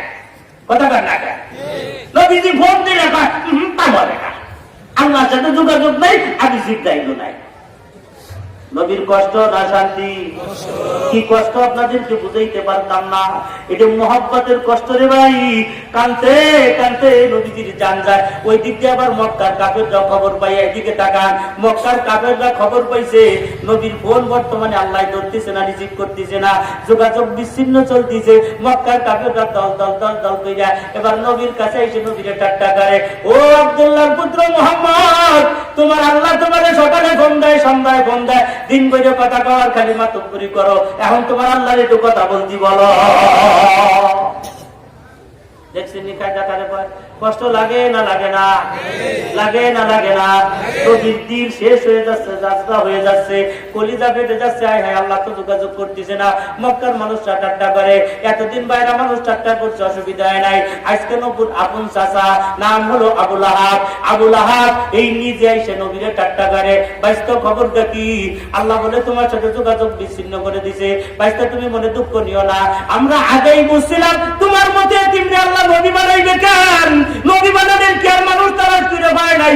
কত মানুষ দেশে রয়েছে তার একটারে নবী বানাইতো, কোটি কোটি টাকার মালিক ধনী মানুষ, তোমার মতো আগুড়া নৌকা ঘোড়া বাপ নাই, মা নাই, চাচা নাই, টাকা নাই। এই যে তোমার মানুষ আল্লাহ এতিম বানাইবে কি জন্য, নবী বানাইবে কি জন্য? আসলে আল্লাহ যে ভুল করছে তার ভুল সে বুঝে ফিরে গেছে। জোরে কান্না নাউযুবিল্লাহ। এতদিন বাইরা মানুষ কথা বলছে, অসুবিধা হয় নাই। আজকে আপন নবীর চাচা যখন কথাগুলো বলে, নবীর কলিজা সিরিয়া যায়, চোখ করে দরদর করে পানি ধরে। আইরে ওই সময় কাটা গায়ে লবণ ছিটানোর জন্য মহিলা উম্মে জামিল নবীর চাচি চইলাইছে। এই উম্মে জামিল যদিও নবীর চাচি হয়, আবুল আহাবের স্ত্রী, উনি ছিলেন হলো হাফ লেডিস, পুরোপুরি মহিলা না, অর্ধেক পুরুষ অর্ধেক মহিলা। কথাটা বোঝেন না? অর্ধেক পুরুষ অর্ধেক, মাথায় গামছা বাইন্ধে হাঁটতো, এরকম আসলে ফ্যাস দিয়ে হাঁটতো, ফ্যাস দিয়ে। ভাবি ছিল আলাদা, নবীরে মারার জন্য পাথর দিয়ে হাইটে বেড়াইতো এই মহিলা। শালি তো কত খারাপ। হ্যাঁ, ওরে কি আল্লাহ জাহান্নামের কথা সাথে বলছে? ওয়ামরাতুহু হাম্মালাতাল হাতাব, এই আছে না, পড়েন না আপনারা? তাব্বাত ইয়াদা আবি লাহাব, আবু লাহাব যাবে, সাইসলা নারান যাতাল হাবি, ওয়ামরাতু হাম্মালাতাল হাতাব, আবু লাহাব জাহান্নামে যাবে তাড়াতাড়ি। ও শালার বউ যাবে, দুটি জাহান্নামে যাবে। বউ অপরাধ কি? এই বউতে নবীরে খালি কষ্ট দিয়ে যায়। নবীরে কি করতো? নবীরে কি করতো? এই মহিলা এসে ব্যবসা নেওয়ার স্যাকরানো, আমাদের গরিবপুরে বাজার কয় স্যাকরানো আর ব্যবসানো শুরু করছে। আল্লাহ তো গেছে তোমার বুঝে, কই তোমার আল্লাহ? খেয়াল করবেন, একটা বড় বাক্য আছে, মশার কামড় সয় না পায়, আর মহিলা গো খোসা পাতা সয় না গায়। মশায় সারা শরীর ভরে যদি কামড়ায়, বাড়ি একটা অসুবিধা হয় না, পায়েতে কামড় দিলে মনে হয় কামড়া দিয়ে খাউজেই বসে। কথা কর না কেন?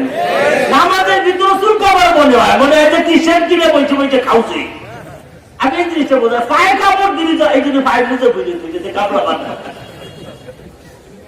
গরম লাগিয়েও বুঝে পড়ি তুই কামড়া দিতে হয়, তোর ওটা বুঝা, ওর ভিতরে তো দাঁত যাইতো না। মশার কামড় সয় না পায়, আর মহিলা গো দেখবেন যারা বিভিন্ন জায়গায় কাজ করে তারা কিন্তু মানুষের অনেক বেহা কথা, খোঁচা কথা শুনে।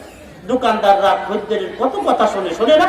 ভাই এই 1 নম্বর একটা মাছ দেন, ওটা বাইক করে দিছে, কাস্টমার দেয় নেই, ব্যবসা এই 1 নম্বর, এই 1 নম্বর পায়। আসলে জিনিসটা 1 নম্বর। দোকানদারে খারাপ লাগে না? লাগে না, কিন্তু সহ্য করে, কিছু কয় না। কাস্টমার খদ্দের লোক কি যাওয়ায় কখন সারাদিন বেকারা পুরুষের সাথে মেয়েদের সাথে কত পদের মেহা কথা, তেরা কথা কয়, অসুবিধা হয় না। কিন্তু এই লোকটা ঘরে এসে বোর একটা বেটা কথা শুনতে পারে না, সহ্য করতে পারে না, আমলেই 1-1.5 তালাক গরু করে ছড়াইয়ে দেয়। কথা বলেন না? এই জন্য মহিলাদের খোসা কথা। আর আমি একটা জিনিস তালাশ করে দেখছি, আল্লাহ ওই খোসা কথা দিয়েই মনে হয় বানাইছে। ওটা মাল মেটারের ভিতরে একটা দিয়ে আসলে খোসা পাতার বেহা কথা। আপনি যে জিজ্ঞেবেন বাজারেতে কি আনা লাগছে, যদি সঠিক ভাবে বলে মরিচ, তরকারি, মাছ, কত সুন্দর ভাষা। কে তুমি জানো না কি আনা লাগছে?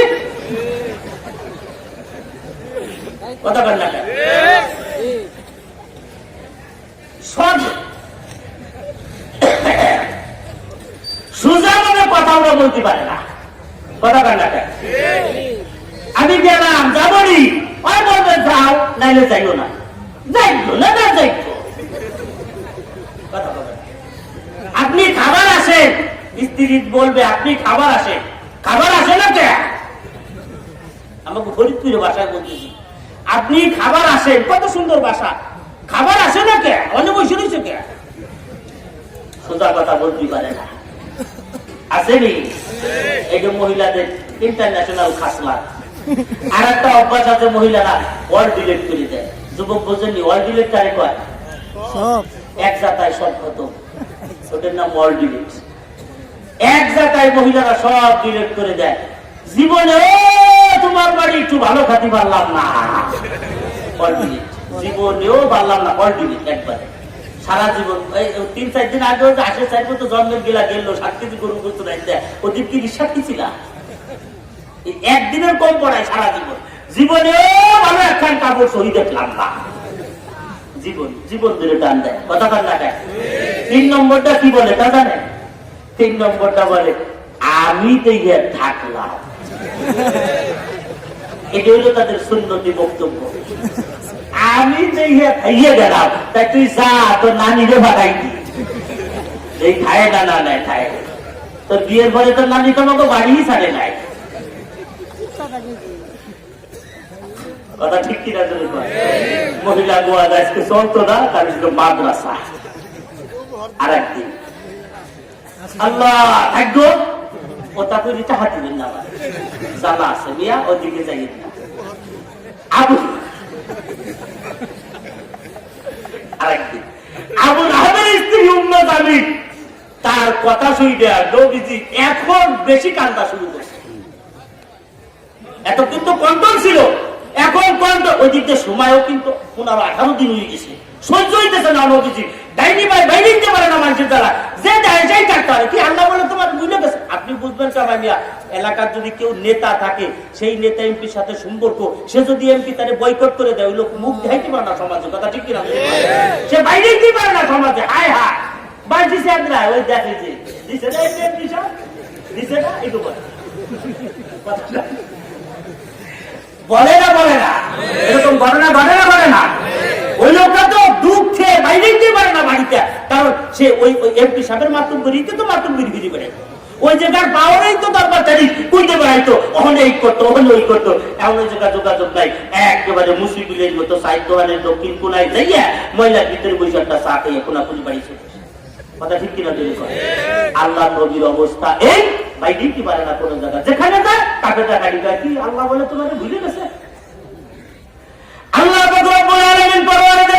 কষ্ট হয়নি আপনাদের 3 ঘন্টা আল্লাহ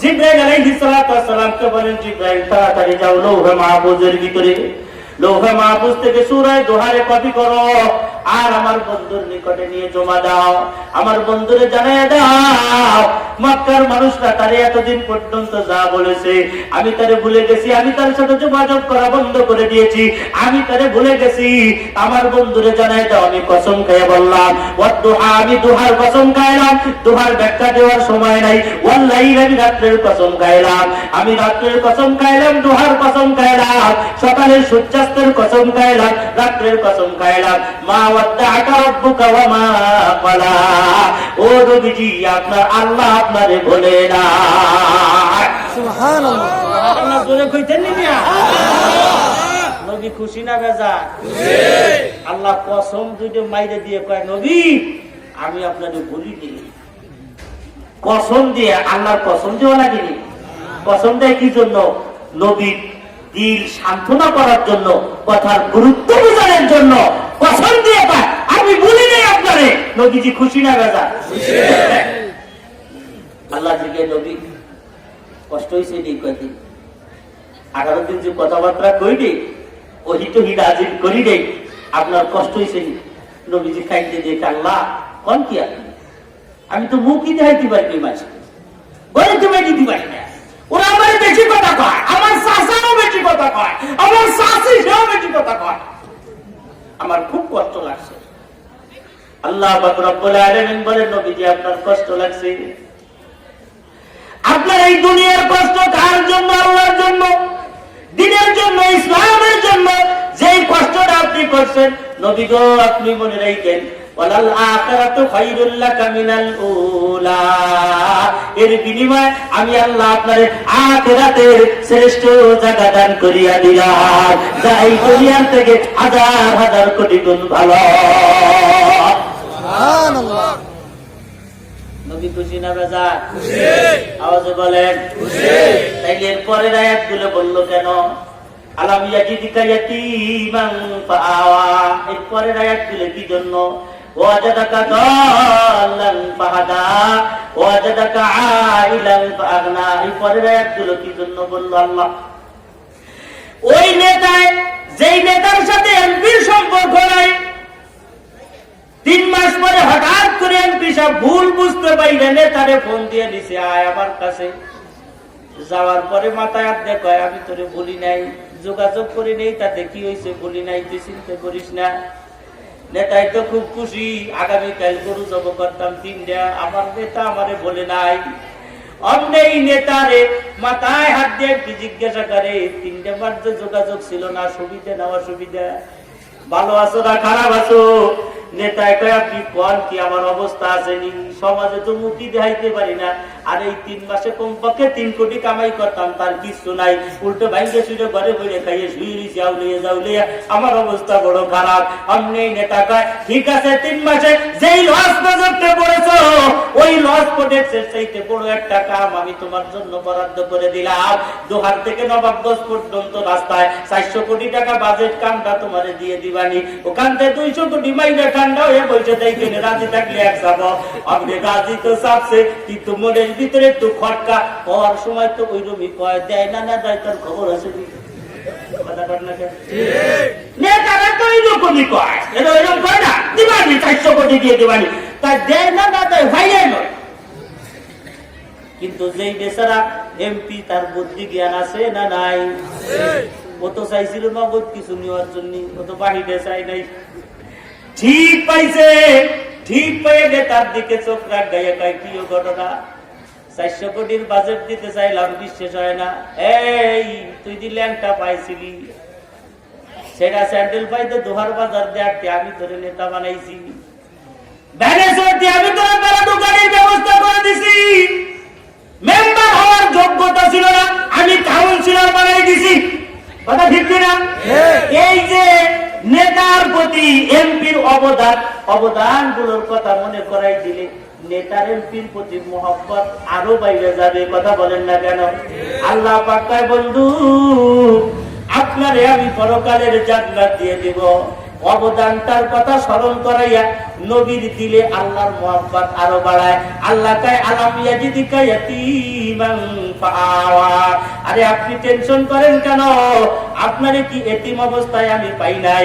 জন্মের আগে আপনার বাপ মারা গেল, আর 6 বছর বয়স হইল, মার গলা ধরে বায়না করলেন, আমি কিন্তু আব্বার কবরটা দেখতে যাবই যাব। আম্মা কয়, বাজান যাওয়ার মতো কায়দা নাই, কেমনে যাইবো? আমাদের সাথে কোনো পুরুষ মানুষ নাই, যাবো কেমনে? খরচ নাই, পথ খরচ। উম্মে আইমান দাসিরের সাথে নিয়ে বাবার কবর জিয়ারত করতে গিয়া নবীজি যখন ফেরত আসলেন পাহাড়ের মাঝখানে, আল্লাহ আজরাইলকে ডাক দিয়ে বলে, আজরাইল নবীর মাকে ওখান থেকে বিদায় করে দাও, আর ফেরত দিও না। আজরাইল ডাক দিয়ে, আল্লাহ আপনার হুকুম শিও, তার জ্বর অপেক্ষা হবে না, কিন্তু আমার দিলের ভিতরে বড় মায়া লাগে, এমন একটা সন্তান যে বাবার কবর জিয়ারত করিয়া আসার সময় পথের ভিতরে আপন বলতে কেউ নাই, একজন বান্দি, তার সেখান থেকে তার মারে যদি নিয়ে যায়, তাহলে কে দেখবে? কে তার আদর যত্ন করবে, দেখাশোনা করবে? আল্লাহ কয়, তুমি কাম চালিয়ে দাও। আজরাইল মার জানটা নিয়ে গেল। উম্মে আইমান কিতাবের ভিতরে লেখে, নবীজির মার গলাটা বুকের ভিতরে জড়াই ধরে মা মা বলে এমন ভাবে চিৎকার পাড়তেছিল আর কাঁদতেছিল। উম্মে আইমান বলেন, ওই রকম কষ্ট আমার পৃথিবীর জিন্দেগিতে আর কোনোদিন লাগে না। আল্লাহর পয়গম্বর নিজে উম্মে আইমান দুইজনে পাহাড়ের ইট মাটিগুলো ভাগ করিয়া কোনো মতে সেখানে তার মারে দাফন করিয়া বাড়ির ভিতরে এসে দৌড়িয়া কার কাছে যাবে? যেই লোকটার বাবা নাই, যেই লোকটার মা নাই, আলাম ইয়াজিদিকা ইয়াতীমান ফাআওয়া, দৌড়িয়া গেছে দাদার কাছে। আল্লাহ ডাক দিয়ে, আজরাইল ওই দাদার ওই কেটো ফেলাইয়া দাও, ওটারেও থাকতে দিও না মার্কেটে। দাদারে মাইরে ফেলাইছে, দাদা নাই, দৌড়িয়ে গেছে চাচার কাছে। আল্লাহ কাছে, চাচারেও ধান আউট করে দাও, বেশি দিন সামনে যাবার দিও না। এটারেও মার্কেট থেকে আউট করে একেবারে পিওর একজন এতিম বানাইয়া আল্লাহ কয়, আলাম ইয়াজিদিকা ইয়াতীমান ফাআওয়া, সেই এতিম অবস্থার থেকে আমি আল্লাহ আপনারে দেখে দেখে যত্ন করে এই পর্যন্ত আনছি না, আনি না। অবদানের কথাগুলো স্বীকার করে দেন। ও যারা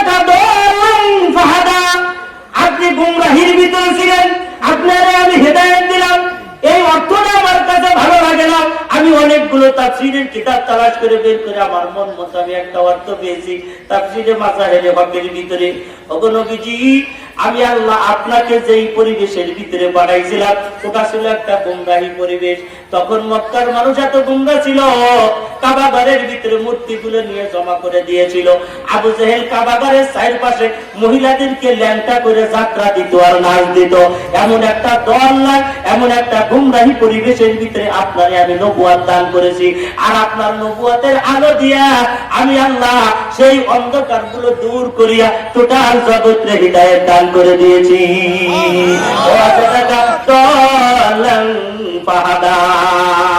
তাফসীরে ইবনে কাসীরের ভিতরে এই সম্পর্কে একটা ঘটনা লেখে, আপনি পথ হারাই গেছিলেন, আপনারে আমি পথ দেখাইছি। ওইখানে লেখছে আল্লাহর পয়গম্বরের বয়স তখন ছোট, একেবারে শিশু বয়স। মদি মক্কার বাজারের ভিতরে যে নবীজি হারায় গেলেন। বাচ্চারা যখন বাজারের ভিতরে যে হারায় যায়, কোন মানুষ যদি জিজ্ঞাসা করি মনে তোর নাম কি, বাড়ি কোথায়, তখন দেখবেন নামও বলতে পারে না, বাড়িও বলতে পারে না, চিৎকার পারে আর কাঁদে। আল্লাহর পয়গম্বর ওইভাবে কান্নাকাটি করতেছিলেন।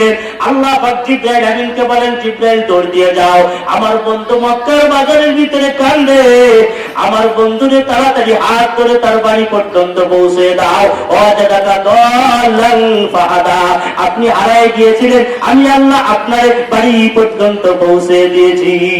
ওই অবদানের কথাগুলো স্বীকার করাইয়া নবীরে আল্লাহর প্রতি মহব্বত আরো বাড়াইয়া দেয়। ওয়াজাদাকা আইলান ফাগনা, ও নবী আপনি আয়েল ছিলেন। আয়েল মানে খালি হাত, মানে আপনার হাতে কিছুই ছিল না। আপনি এত অসহায় অবস্থায় ছিলেন, এত গরিব ছিলেন যে নিজে করা ভাতের জন্য, রোজগারের জন্য খাদিজার বাড়ি দিয়ে দন্না দিয়েছিলেন, খাদিজারে আমারে কিছু কাম দাও। আর খাদিজা কাম দিয়েছে আপনারে ছাগলের বকরি রাখার জন্য। কয়েকদিন পরে আপনি বললেন, খাদিজা আমি কিছু সম্পদ চাই, যা হিলফুল ফুজুলের পিছনে ব্যয় করব, ইসলামিক কাজে ব্যয় করব, আমারে কিছু ব্যবসা বাণিজ্য দেন। খাদিজা ব্যবসা বাণিজ্য দিয়ে দিলেন, সেখান থেকে নবীজি ইনকাম করা শুরু করলেন। ওয়াজাদাকা আয়েল, ও নবী আপনারে ফকির হালাতে, খালি হাতে গরিব অবস্থায় আমি আল্লাহ পেয়েছিলাম। আপনার দুর্দিন কেমন গিয়েছিল? একদিন, দুই দিন, 3 দিন নয়, 3 দিন পর্যন্ত টানা আপনার ঘরের চুলার ভিতরে কোনো সময় আগুন জ্বলে না। আল্লাহ পাক বলেন, নবী আপনার ঘরে 3 দিন পর্যন্ত আগুন জ্বলে নাই। অসংখ্য হাদিস আছে, যে হাদিসের ভিতরে নবীজি কারো বাড়ি দাওয়াতে গিয়েছেন, নিজে খানা শুরু করার আগে রুটির উপরে কিছু গোশত দিয়া মুড়াইয়া বলছে, আমার ঘরওয়ালাদেরকে দিয়ে এসো, আমার ঘরওয়ালারা ক্ষুধার্ত, তারা খায় না, তুমি সেখানে গিয়ে দিয়ে এসো। আল্লাহ পাক রব্বুল আলামিন বলেন, ওয়াজাদাকা আইলান ফাআগনা, নবীজি আপনারে আমি আয়েল অবস্থায় পাইলাম, গরিব অবস্থায় পাইলাম। নবীজি আপনি কেমন গরিব ছিলেন? দেখেন এদিকে তাকান, আমাদের সমাজে যদি কোনো মানুষ গরিবের থেকে ধনী হয়ে যায়, এরকম মানুষ আছে না নাই? আগে খুব গরিব ছিল, বাপে ভাত পায় নাই, চাচায় ভাত পায় নাই, মানুষের বাড়ি কামলা দিত, দিন মজুর রোজগার করে খাইত, মাশাআল্লাহ এখন সে কোটি টাকার মালিক, বেড়া দুয়ার পাজারও গাড়িতে চড়ে। ওই লোকটারে যদি কোনো লোক মনে করায় দেয়, ভাই আপনি আগে গরিব ছিলেন, আপনার আব্বা আগে গরিব ছিল, আপনি অসহায় ছিলেন, মুহূর্তের ভিতরে লোকটা রাগ হয়ে যায়। কথা ঠিক কিনা জোরে বলেন? রাগ হয়ে যায় মুহূর্তের ভিতরে। আমার পিছনের কথাগুলো আপনি কেন বলেন? বর্তমানের কথা বলেন। আগে কি ছিলাম তাতে আপনার কি দরকার? এখন আমি প্যারাডো গাড়িতে চড়ি, লাখ লাখ টাকার মালিক, সেই কথাগুলো বলেন। অতীতের কথাগুলো বলেন কেন? কিন্তু আল্লাহর নবীরে আল্লাহ নিজে স্মরণ করে দেয়। নবী তো লাভ দিয়ে উঠে রাগ করে বলেন নাই। কথা ঠিক কিনা জোরে বলেন? বন্ধু তুমি লাভ দাও কেন? যে আল্লাহ তোমার জিরো থেকে আজকে ধনী বানাইছে, ওই আল্লাহ জিরোতে নামাইতে তার সময় লাগে না। জীবনের সম্পদের উত্থান পাতান যায়, এইভাবে আর উত্থান পাতান কোনো কিছু হয় না। এক লোকের কাছে গত জুমার নামাজে, আমার মাদ্রাসার রডের দরকার, কাজ করতেছি, 125-30 ফিট লম্বা 3 তলা বিল্ডিং এর রড নাই, মিস্ত্রিরা বসে রয়েছে। এক লোকের কাছে গেছি, সারাদিন ঘুরছি, জুমার নামাজ পর্যন্ত কোনো কম কাম হয় নাই, কিছু কালেকশন করতে পারি নাই, ফিরে আসবো ভাব। এর ভিতরে এক লোক কয়, হুজুর জুমার নামাজটা আমাদের এখানে ভরাইয়া যান, আল্লাহ যা চাইতে ডাইল ভাত রাখি, কিসমত মতে আপনি খাইয়ে তারপরে যাই না রে।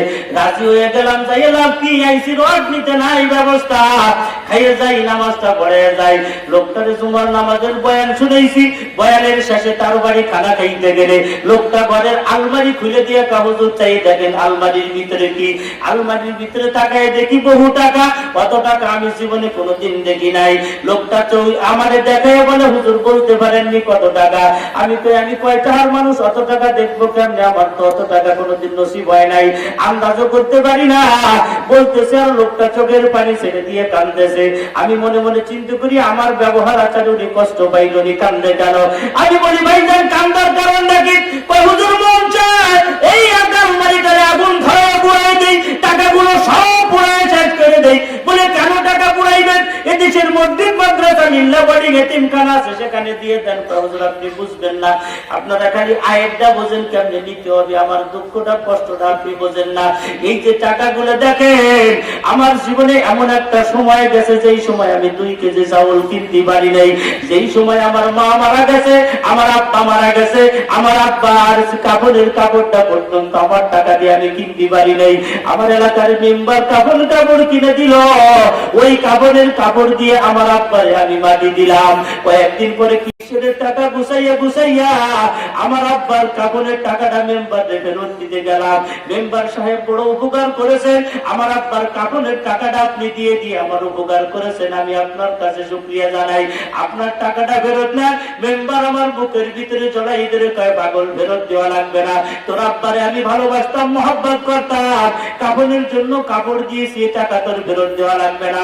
পাগলা তুই বাড়ি থাকিস না, চলে যা এই কয় টাকা নিয়ে ভাড়া দিয়ে ঢাকার শহরে যা। ওই লোকটার কথা শুই না 2 কেজি চাউল মাত্র কিনিয়া ঘরের ভিতরে দিয়ে কোনো মতে ঢাকায় গেলাম। ওই আল্লাহ ওই পানি কামারে সদরঘাটের ক্লিবারি দিল, ক্লিবারি করলাম, কুলিগিরি করলাম, ফলমূল বিক্রি করে আস্তে আস্তে করে আজকে এত টাকা আমার হয়েছে, এত টাকা, যেই টাকাগুলো আমার কাছে আফসোস লাগে, দুঃখ লাগে, কষ্ট লাগে। আল্লাহ টাকা তো তুমি আমার দিলা, কিন্তু এমন সময় দিলা যেই সময় আমার মা দুঃখিনীরে আমি খাওয়াইতে পারলাম না। আমারও এত বাজারের আঙ্গুর, এত আপেল আর কমলা মালটা দুহার বাজারে ছিল, আমি আমার মার জন্য একটা আপেল কিনে নেওয়ার মতো যোগ্যতা আমার ছিল না, একটা পদ্মার পাঙ্গাস মাছ কিনে খাওয়ানোর যোগ্যতা আমার ছিল না। ও আল্লাহ টাকা দিলা, সে এলাকায় কুকুরে খায়, আমার কর্মচারী ম্যানেজাররা খায়, লক্ষ লক্ষ টাকা আমার হাতের ভিতরে দিয়ে বের হয়ে যায়, কিন্তু আমার মা দুঃখিনী নাই, আমার বাবা নাই, তাদেরকে খাওয়াইতে পারি না। ও আল্লাহর বান্দা শিলাকুটার মানুষেরা রে, আল্লাহ পাক রব্বুল আলামিন তোমাদের উপরে কি রহমত করেছে, দয়া করেছে। যেইখানে কবরস্থান তোমরা দিয়েছো, সেইখানে আবার মাদ্রাসা করেছো। সেই মাদ্রাসাটা ইন্টারন্যাশনাল মাদ্রাসা, 24 ঘন্টা কোরআনে কারীমের তেলাওয়াত হয়। সেই এলাকায় কোরআনের তেলাওয়াত হয়, ওই এলাকায় অপরাধী জাহান্নামী মানুষগুলোর শাস্তি দেওয়া হয় না। এই এলাকায় তোমার আব্বার কবর, এই এলাকায় তোমার মার কবর। তোমার কি মনে নাই তোমার একটা ছিঁড়া লুঙ্গি পরায় নাই? তোমার কি মনে নাই তোমার একটা ছিঁড়া প্যান্ট কোনোদিন তোমার বাবা পরায় নাই? তোমার বাবা ছিঁড়াটা বলেছে তোমার নতুন তাইদের দিনে তোমার কাছে দিছে। মা দুঃখিনী বলছে, প্রাণের স্বামী 3টে ঈদ পরাপর চলে গেল, কোনদিন একটা নতুন লুঙ্গি কিনলা না। আমার কাপড়টা বাদ দিয়ে এবার তোমার নতুন লুঙ্গিটা কিনবা। স্বামী চোখের পানি ছেড়ে দিয়ে, এটা পাগলামি করো না, আমার নতুন দিয়ে কি হবে? আমার ছেলে মানুষের ভিতরে চলাফেরা করে, বন্ধু বান্ধবের ভিতরে চলাফেরা করে, ও যদি পুরান প্যান্ট পরে, পুরান লুঙ্গি পরে, ওর ইজ্জত যাবে, সম্মান যাবে। বন্ধুরে, সেই আব্বা তোমার কবরে, সেই মা দুঃখিনী তোমার কবরে, যেই মা তোমার একলার জন্য সারা জীবন শেষ করে দিয়েছে। তুমি তো বিদেশ চলে গেছো, কিন্তু মার কলিজায় আগুন লেগে গিয়েছে। যেদিন বাড়ি থেকে বের হয়েছে, সেই দিন থেকে মা খানা বাড়ি বন্ধ করে দিয়েছে। বিদেশ থেকে লাখ লাখ টাকা পাঠাইছো, বউ শালী আর বোন ভাই বোনরা সবাই আনন্দ করেছে, একটা মুখে শুধু আনন্দ ফুটাইতে পারে নাই, সেই হলো মা। ঈদের দিন সন্তানদের ফোন দেয়, বাবা ফোন দেয়, বাবা খাইছো নি, বাবা কি করো? সন্তান কয়, মা কেন, কি হয়েছে? কয়, ঈদের দিন কি রাঁধছিল, সিমাই রাঁধছো না, কুমড়া রাঁধছো না, বুলা রাঁধছো? অমনি ছেলে তো তখন হোটেলের মেসিনেরই কাম করে, তখন হোটেলের তালবাড়ি ধুইতেছিল। হায় হায়, সন্তানের তো মনেই নাই আজকে ঈদের কথা, তার মনেই নাই। সন্তান কয় মা আপনি সিন্নি খাইছেন নি? কয় বাবা তোর সিন্নি না খাওয়া দেখলে আমি খাইতে পারি না।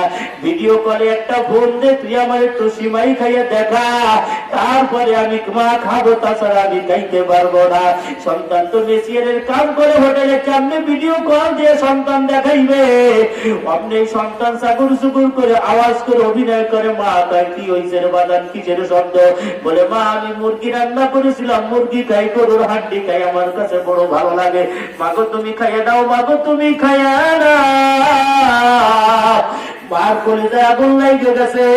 আয় হায় রে, যতদিন পর্যন্ত তুমি বিদেশে ছিলাম মা ভালো খায় নাই, ভরতে পারে নাই, সেই মা তোমার আজকে কবরে ভাই। ওই মা রে তোমার সুখের টাকা পয়সা মা দেখতে পারলো না, চলে গেল। আসো তুমি তোমার মার জন্য যদি সব পৌঁছাইতে চাও, তুমি তোমার মারে যদি স্বপ্ন দেখতে চাও, জান্নাতের খাবার খাওয়াইতে চাও, সঠিকভাবে একটা পদ্ধতি আছে। শিলাকুটা মাদ্রাসার এতিমখানা বড় দুর্বল হয়ে গেছে পরিচালনা কার্যে। এখানে চাউল লাগে টন টন, এখানে বেতন লাগে লক্ষ লক্ষ টাকা। এই এতিমদের পাশে যদি তুমি দাঁড়াও, আল্লাহ তোমার সন্তানদেরকে এতিম বানাইবে না, গরিব বানাইবে না। কালেকশনের সময় কোনো মানুষ উঠে গেলে আল্লাহ বেজার হয়। আল্লাহ পাক ভাবে এই লোকটা মনে হয় এতিমদের দুশ্মনের ছেলে মেয়ে, মাইরে ওরে এতিম বানায় দেব। এই জন্য কোনো মানুষ উঠে যাবে না। এই মাদ্রাসার কালেকশনের জন্য একটু হাত উঠে করে একজন মানুষ বলতে হবে, ভাই আমার আব্বা নাই, আমার মা নাই, লক্ষ লক্ষ টাকা আমার ব্যাংকে, সব আজ মরে গেলে কাল ছেলে মেয়েরা খেয়ে ফেলবে, পাকযোগ করে নিয়ে যাবে। আমি আমার মার জন্য লাখখানিক টাকা দিতে চাই, বাবার জন্য দিতে চাই। একজন মানুষ হাত উঁচু করে যদি নাম বলে সর্বপ্রথম